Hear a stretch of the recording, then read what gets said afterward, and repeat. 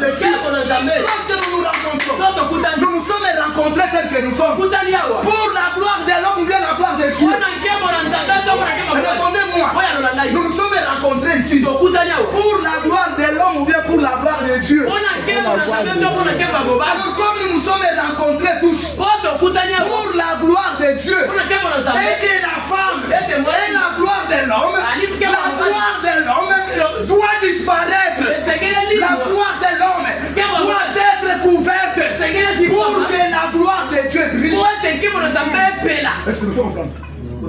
Est-ce que nous pouvons comprendre?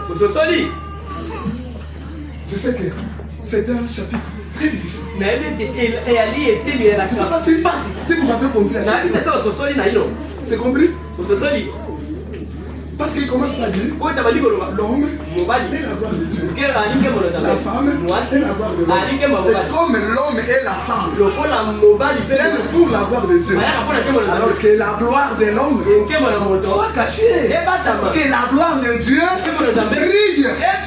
Alléluia. C'est ça l'interprétation spirituelle de ce verset.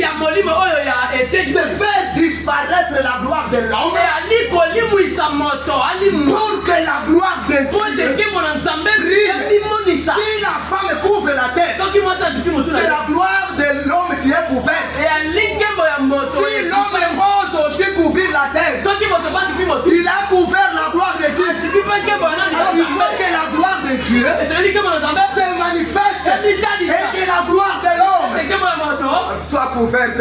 Nous sommes venus ici pour la gloire de Dieu. Nous devons disparaître pour que Dieu se manifeste, pour que Jésus se manifeste, pour que la gloire de Dieu éclate. C'est pourquoi Paul dit comme la femme est la gloire de l'homme, non que la gloire de l'homme soit cachée et que la gloire de Dieu.